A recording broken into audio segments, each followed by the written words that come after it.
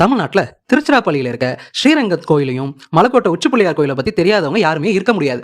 ஆனா இந்த ரெண்டு கோயிலுக்கும் ஒரு கனெக்ஷன் இருக்கு. அது நிறைய பேருக்கு தெரிஞ்சிருக்காது. அதை நம்ம இன்னைக்கு கதையா பார்க்க போறோம் வாங்க. ராமர் சீதையோட பட்டாபிஷேகம் முடிஞ்சோடனே ராவணன் தம்பி விபீஷணன் ஊருக்கு கிளம்ப பார்த்தான். அப்போ ராமரும் சீதையும் கூப்பிட்டு, விபீஷா உனக்கு ஒரு கிஃப்ட் தரோம் அப்படின்னு சொல்லிட்டு விபீஷணனுக்கு ஸ்ரீ ரங்கநாதரோட சிலையை கிஃப்டா கொடுத்தாங்க. கொடுக்கும் போதே ராமர் ஒரு கண்டிஷன் சொன்னாரு. விபீஷா உன் ஊருக்கு கொண்டு போயிட்டு உங்க ஊர் கோயில்ல வைக்கிற வரைக்கும் வேற எந்த இடத்துலயும் இந்த சிலையை கீழே வச்சிடாத அப்படின்னு சொல்லி தான் கொடுத்தாரு. விபீஷணனும் பொறுப்பா சிலையை கையிலேயே வச்சுக்கிட்டு ஸ்ரீலங்கைக்கு கிளம்பினான். இலங்கைக்கு போற வழியில திருச்சி வழியா போய்கிட்டு இருந்தான் விபீஷணன். திருச்சியில ஓடின காவிரியாரை பார்த்துட்டு மெய் மறந்துட்டான். அடடா, தண்ணியே இவ்வளவு அருமையா இருக்கே, சுற்றி இருக்க இடமும் பச்சை பசேல்னு நல்லா செழிப்பா இருக்கே, இந்த தண்ணியில ஒரு குளியல் போட்டா எப்படி இருக்கும்னு யோசிச்சான். ஆனா கையில சிலை இருந்தது. அப்பதான் அவனுக்கு நினைவு வந்துச்சு, ராமரும் அந்த சிலையை தலையில வைக்க கூடாதுன்னு சொல்லியிருந்தாரே, நம்ம இப்ப எப்படி இதை வச்சுக்கிட்டு குளிக்கிறதுன்னு யோசிச்சுக்கிட்டே இருந்தான். தூரமா இந்த மாதிரி விபீஷணன் யோசிச்சுட்டு இருக்கிறத அந்த வழியா போன விநாயகர் பார்த்தார்.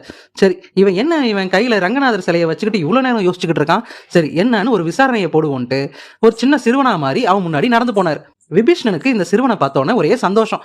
தம்பி இங்க கொஞ்சம் வரியா அப்படின்னு கூப்பிட்டார். அவரும் சொல்லுங்க ஐயா அப்படின்னு கேட்டார்.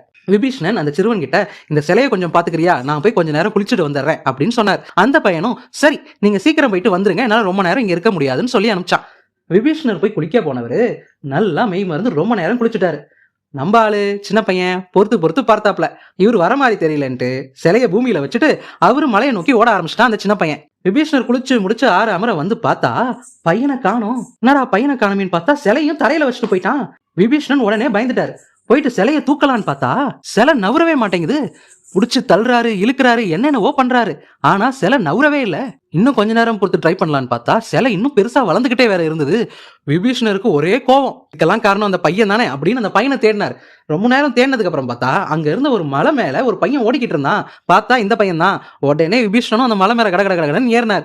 மலை உச்சிக்கு போய் பார்த்தா அந்த சின்ன பையன் ஒரு பாறை மேல ஏறி உக்காந்துக்கிட்டு இருந்தான். கிட்டக்கு போனதுக்கு அப்புறமா கோவத்தோட அந்த பையன் கிட்ட போனோனையும் அவன் மனசு கொஞ்சம் சாந்தமாயிடுச்சு.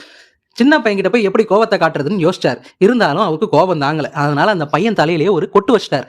அந்த பையனும் சிரிச்சுக்கிட்டே உட்காந்துருந்தான். திடீர்னு பார்த்தா அந்த பையன் விநாயகரா மாறிட்டாரு. அவரை பார்த்தனும், சுச்சோ விநாயகரையே நம்ம கொட்டிட்டோமா அப்படின்னு விபீஷணருக்கு ஒரே பயம்.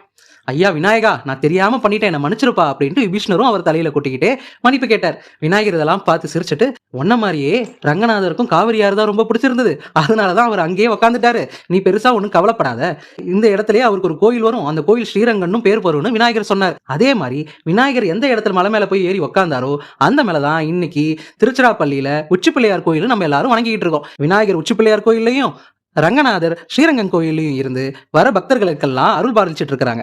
இதுதான் ஸ்ரீரங்கத்துக்கும் உச்சிப்பிள்ளையார் கோயிலுக்கும் இருக்கிற தொடர்பு. இந்த கதை பிடிச்சிருந்தா நம்ம